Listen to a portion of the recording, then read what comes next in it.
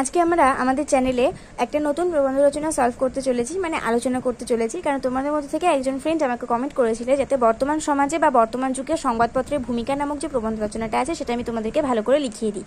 তো মূলত এটা আমি দ্বাদশ শ্রেণীর জন্য লিখছি, তবে কেউ যদি মনে করো মাধ্যমিকের জন্য লিখবে তাহলে লিখে দিতে পারো। ক্লাস 9-এর ফাইনাল পরীক্ষাতেও এটা লেখার যোগ্য। তো চলো আমরা এবার আমাদের এই বর্তমান সমাজে বা বর্তমান যুগে সংবাদপত্রের ভূমিকা এই রচনাটা আমরা আলোচনা করে নিই। তবে তার আগে অবশ্যই চ্যানেলটিকে সাবস্ক্রাইব করে পাশে থাকা বেল আইকন প্রেস করে দিও আর অল বাটনটা অন করে দিও যাতে আমি ভিডিও আপলোড করার সাথে সাথে তোমাদের কাছে নোটিফিকেশন চলে যায়। তো ফার্স্টে আমরা ভূমিকা লিখে নিয়েছি। শিক্ষিত মানুষ মাত্রই আমরা সকলেই জানি বর্তমান যুগের বহুল প্রচলিত রাষ্ট্র ব্যবস্থা গণতন্ত্রের মোট 3টি প্রধান স্তম্ভ। প্রথমটি হলো আইন বিভাগ, দ্বিতীয়টি শাসন বিভাগ এবং তৃতীয়টি হলো বিচার বিভাগ। এই 3টি বিভাগের মধ্যে পারস্পরিক কর্মসামঞ্জস্য ও সহযোগিতার মাধ্যমেই গণতান্ত্রিক রাষ্ট্র পরিচালিত হয়। একটা কথা সবসময় মনে রাখবে যে এই যে রচনাটা টপিকটা এটা কিন্তু একদমই ছোটভাবে রচনা লেখার মতন টপিক নয়।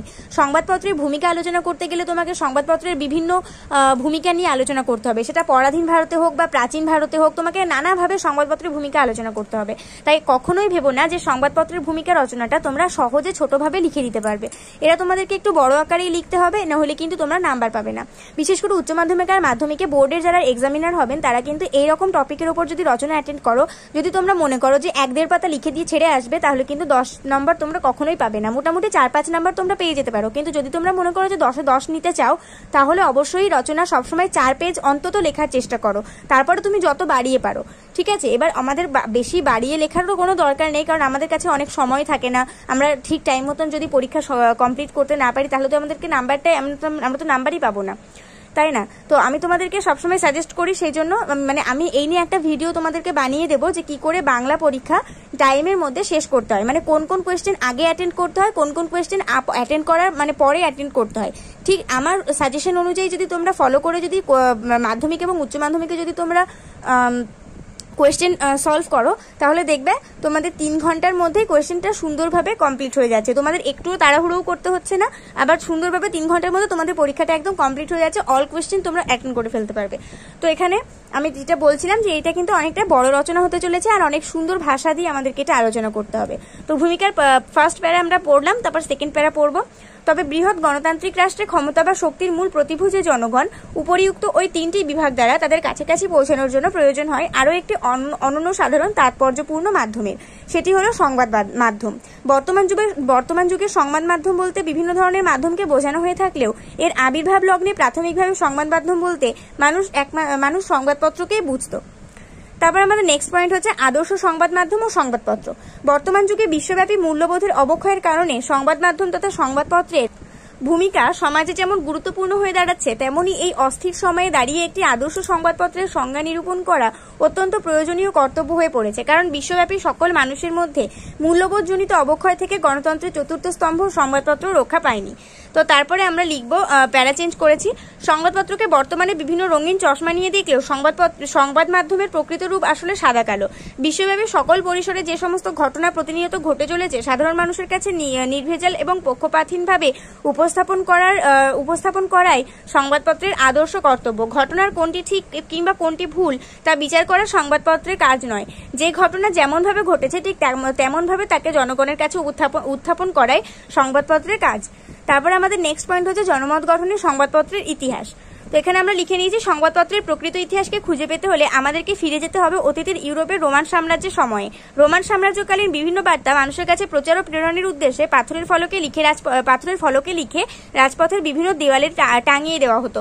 মনে করা হতো সেই ফলকসমূহ থেকেই আজকের সংবাদপত্র উদ্ভাবিত হয়েছে। এরপর মধ্যযুগে চীন দেশে বিভিন্ন রাজনৈতিক আলোচনার পর প্যাপিরাসের কাগজে হাতে লেখা বিভিন্ন পত্র প্রচার করা হতো। তারপর আবার প্যারা চেঞ্জ করেছি, মধ্যযুগীয় ভারতবর্ষের সুলতানি যুগে বিভিন্ন রাজনৈতিক নির্দেশনামা প্রচারের উদ্দেশ্যেও এই ধরনের পত্রের প্রচলন ছিল।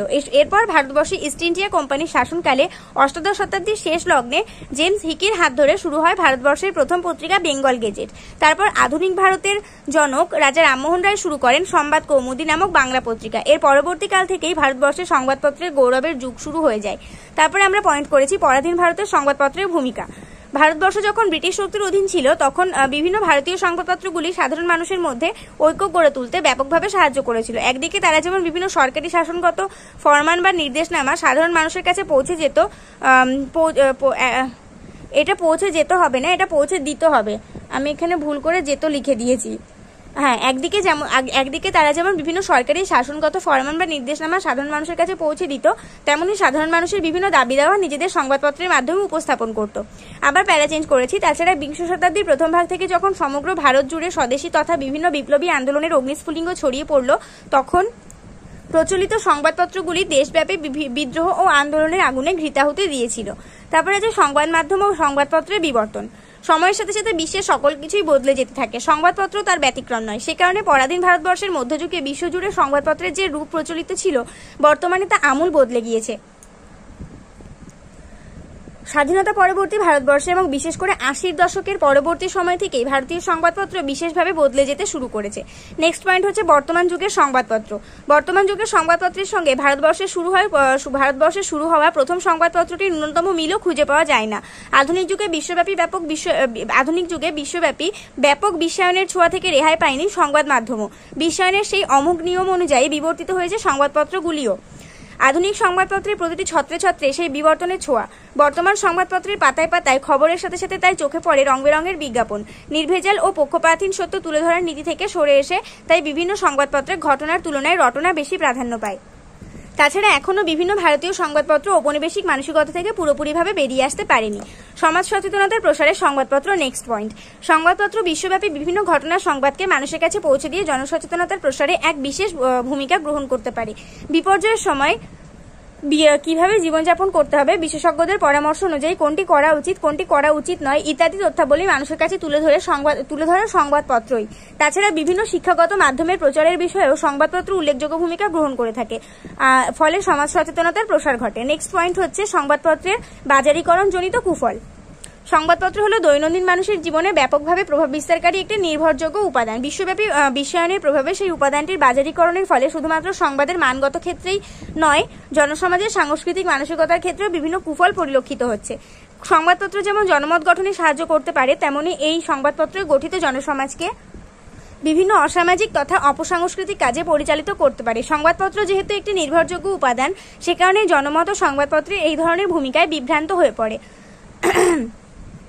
একসময় যে সংবাদপত্র সুসংস্কৃতি এবং সুসমাচার প্রচারের প্রতিভূ ছিল, বর্তমানে সেই সংবাদপত্রগুলি সংকীর্ণ স্বার্থচরিতার্থ করার হীন খেলায় লিপ্ত হচ্ছে। ফলে প্রচার পাচ্ছে অপসংস্কৃতি, সুস্থ সমাজের প্রকৃত আত্মা উঠছে বিষিয়ে। নেক্সট পয়েন্ট হচ্ছে আমাদের উপসংহার। সংবাদপত্র হলো একটি জাতির গঠনের পক্ষে সবচেয়ে নির্ভরযোগ্য সহায়ক উপাদান। সমাজের সংবাদপত্রের নির্ভরযোগ্যতা বিঘ্নিত হলে এখানে সমাজের সংবাদপত্রের নির্ভরযোগ্যতা, এখানে আমাদের নির্ভরযোগ্য কতটুকু লেখা হয়েছে, এখানে তা লেখা হয়েছে, কারণ এখানে আমার পুরোটা ধরেনি। সমাজের সংবাদপত্রের নির্ভরযোগ্যতা বিঘ্নিত হলে সামাজিক ঐক্যের ক্ষেত্রে তার প্রভাব অবশ্য। সংবাদপত্রের আধুনিক যুগে সেই পরম নির্ভরযোগ্য সার্বজনীন ধর্মগ্রন্থ, যা সমাজ, রাজনীতি, অর্থনীতি, এমনকি জীবননীতি বিষয়ে মানুষকে সচেতন করে এবং দিক নির্দেশনা দান করে। সেই কারণে সংবাদপত্রের যে কোনো সংবাদ পরিবেশনের ক্ষেত্রে নির্ভেজাল ও পক্ষপাতহীন থাকা একান্ত বাঞ্ছনীয়। তাছাড়া সংবাদপত্রই সমাজের সুস্থ সংস্কৃতির প্রচারের ক্ষেত্রে সবচেয়ে বেশি অগ্রণী হতে পারে। সেই কারণে সংকীর্ণ বাজারি স্বার্থ চরিতার্থ করার বাসনা ত্যাগ করে আদর্শ সংবাদ পরিবেশনে আত্মনিয়োগ করার সংবাদপত্রগুলির পরম কর্তব্য বলে বিবেচিত হয়। তো এখানে আমাদের এই প্রবন্ধ রচনা এইভাবে শেষ হচ্ছে। অবশ্যই রচনাটিতে একটি করে লাইক করে দিও, বন্ধুদের সঙ্গে অনেক শেয়ার করে দিও। আর এই রচনাটি যদি তোমরা ভালোভাবে পড়ে যাও, তাহলে আমার মনে হয় পরীক্ষায় এই রচনাটা তোমরা সুন্দরভাবে লিখে আসতে পারবে, আর 10-এ 10 পাওয়া থেকে তোমাদেরকে কেউ আটকাতেও পারবে না।